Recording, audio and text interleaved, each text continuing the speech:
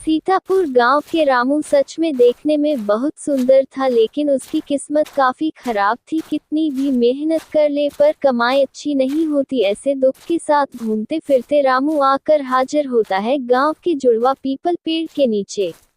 लगता है मुझे इसी तरह अपनी बाकी की जिंदगी गुजारनी पड़ेगी। अच्छा, अगर मैं सब कुछ छोड़ छाड़ कर इन साधु बाबा का शिष्य बन जाऊं तो कैसा रहेगा। सुना है कि साधु बाबाओं में कोई लोभ लालच नहीं होता है, इसीलिए कोई दुख भी नहीं होगा। क्या बात है बेटा, कुछ बोलोगे? दरअसल बोलने जैसा अब तक कुछ कर नहीं पाया हूँ साधु बाबा, इस वक्त आप पर ही भरोसा कर सकता हूँ। मुझे अपना शिष्य बना लीजिए साधु बाबा। इतनी अच्छी किस्मत लेकर तुम साधु बनना चाहते हो? तेरी किस्मत में तो जमींदार का दामाद बनना लिखा हुआ है बेटा। क्या ये आप क्या कह रहे हैं साधु बाबा? सही कह रहा हूँ, मेरी किस्मत में तो काले बादल छाए हुए हैं। समय बदलने में देर नहीं लगती बेटा। ये शरबत तो बहुत अच्छा बना है, दिल बिल्कुल गार्डन गार्डन हो गया है। पीजिए पीजिए जमींदार साहब, थोड़ा और पी लीजिए।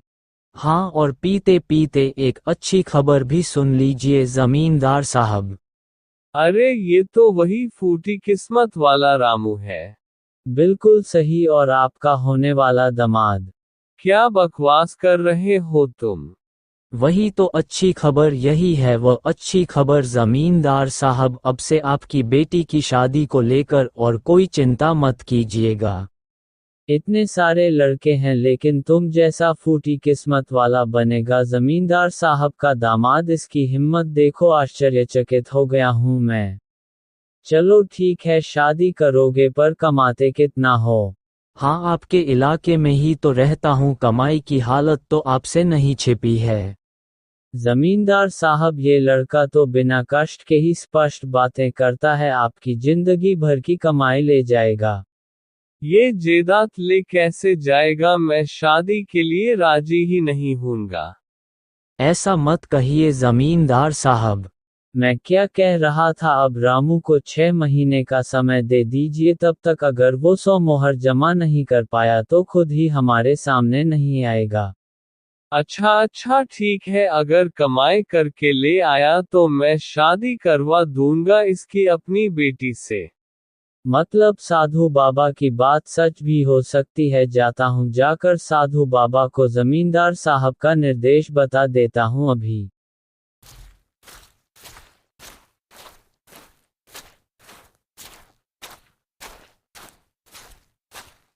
अरे ये क्या, साधु बाबा कहाँ चले गए? अजीब मुसीबत है, अब उन्हें कहाँ ढूंढूं मैं?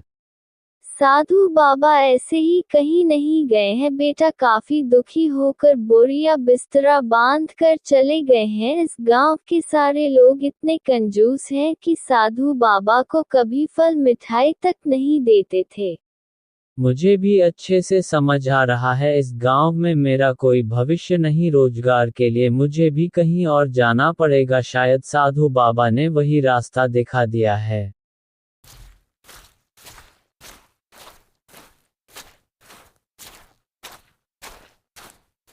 ओ, काफी रास्ता चलकर आखिरकार मैं इस हलचल वाले गांव में पहुंच ही गया। लोगों से सुना है कि इस गांव का नाम चंदनपुर है। वाह देखो, कई तरीके के काम कर रहे हैं सभी लोग, माल धोकर बोरियां पहुंचाकर हिसाब की कॉपी चेक करके। यहाँ तो कोई भी काम कर सकता हूँ मैं, लेकिन मुझे तो रहने के लिए एक जगह चाहिए, वह कहाँ मिलेगी? ठीक है, देखता हूँ आसपास जरा झांक कर। ये रहा, बहुत सुंदर एक आशियाना मिला है। अच्छा, तो लगता है यह आदमी इस घर का मालिक है, इनसे मैं अभी बात कर लेता हूँ। क्या हुआ, आप कुछ कहना चाहते हो? हाँ, मतलब मैं कुछ कहना तो चाहता हूँ लेकिन कह नहीं पा रहा।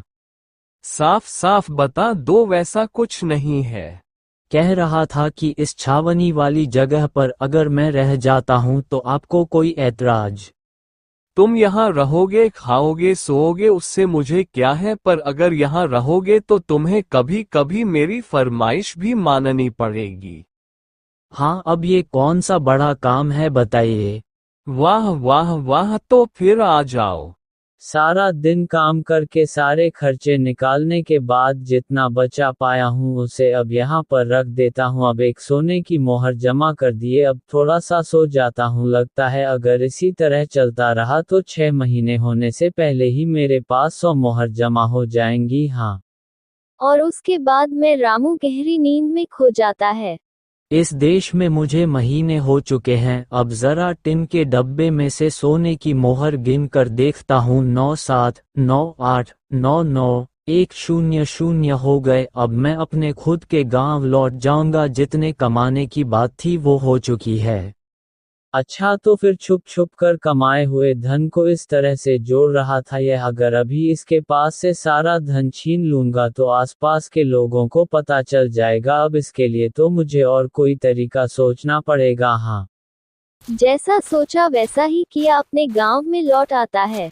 सुनिए जमींदार साहब, 6 महीने नहीं लगे, उससे पहले ही आपके पास कहे अनुसार कमाई करके लाया हूँ, ये लीजिए। अरे ये क्या, लेकिन समय से पहले ही तुम्हें किस तरह से इतनी सारी मोहरें मिल गई? अब तो कहना ही पड़ेगा कि लड़के में दम है। मेरी बात सुनिए, इस लड़के की कमाई का राज आपको मुझसे सुनना चाहिए साहब। अच्छा, अब ये क्या कहना चाहते हैं? अब आप कौन है भाई साहब जी? जमींदार साहब, मेरे घर के एक कोने में रहने दिया था इसे मैंने, मुझसे बहुत बड़ी गलती हो गई। आखिर अब आपको क्या बताऊं, ये लड़के ने तो मेरे घर से चोरी की है। घर के कोने में रहकर मेरी और मेरी बीवी की सारी बातें सुन ली इसने। मौका देखकर ही चोरी करके यहाँ भाग आया। ये आप क्या कह रहे हैं? नहीं नहीं नहीं, ये सब झूठ है। ये सब मेरी परिश्रम करने का, मेरी मेहनत की कमाई है। मुझे तो कुछ भी समझ नहीं आ रहा है। इन लोगों को एक दिन की मोहलत दीजिए जमींदार साहब, कल इस विषय पर बात करके न्याय कीजिएगा। ठीक है, ऐसा ही होगा। बड़ी जोर से कह दिया तूने कि आज न्याय होगा, लेकिन ये न्याय आखिर होगा कैसे? ये देखिए, पोटली से एक एक करके 6 डिब्बे निकाल रहा हूँ मैं, ध्यान से देखिए। हाँ हाँ, देख तो रहा हूँ, पर देखकर क्या करूँ मैं? इन डिब्बों में किसी में 100 से ज्यादा और किसी में 100 से कम मोहरें हैं। पर इसमें से एक डिब्बा जो रामू ने हमें दिया था, उस डिब्बे के अंदर 100 मोहरें हैं। अब देखते हैं कि इस डिब्बे को ढूंढकर कौन निकाल सकता है। ये देखो, वो दोनों आ गए। आ गए, अच्छी बात है। तो आप ही इन्हें देखकर बताइए कि इसमें से आपका डिब्बा कौन सा है। सारे डिब्बे एक जैसे हैं। नहीं नहीं, मैं इसमें से अपना वाला पहचान कर नहीं निकाल सकता। ये काम जरा मुश्किल तो है, पर देखते हैं रामू क्या कहता है। जरा बताओ, तुम्हारा डिब्बा कौन सा है, बता सकते हो या नहीं? हाँ, देख कर तो नहीं होगा, लेकिन वजन करके बता सकता हूँ। ये वाला, इस डिब्बे में ही 100 मोहरे हैं, आप चाहे तो गिन कर देख सकते हैं। बाप रे, ये इतने यकीन से कैसे कह सकता है? हाँ, मैं जल्दी से गिन लेता हूँ। हाँ, ये रहा। 5 0 5 1 5 2 9 8 9 9 1 0 0। ये सच है, इसमें 100 है। इसका मतलब इसने जो कहा था वो करके दिखाया। लेकिन तुमने ये किया कैसे बेटा? ये बात मेरे समझ में नहीं आई। बताओ तो, मेहनत करके कमाई का वजन कितना है वो तो मेहनत करने वाला ही बता सकता है ना। ओह अच्छा, तो इसने झूठ बोला है। अभी के अभी इस आदमी को झूठा आरोप लगाने की वजह से 100 मोहर का जुर्माना देना होगा। गलती के बाद सही की जानकारी भी जरूरी है।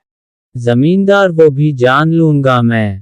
लेकिन अब सबसे पहले मैं अपनी बेटी के साथ रामू की शादी का मुहूर्त पक्का करने वाला हूँ। ऐसा लड़का कहीं हाथ से निकल ना जाए। जय साधु बाबा की जय। लगता है इतने दिनों बाद किस्मत का पहिया उल्टी तरफ घूमना शुरू हो चुका है।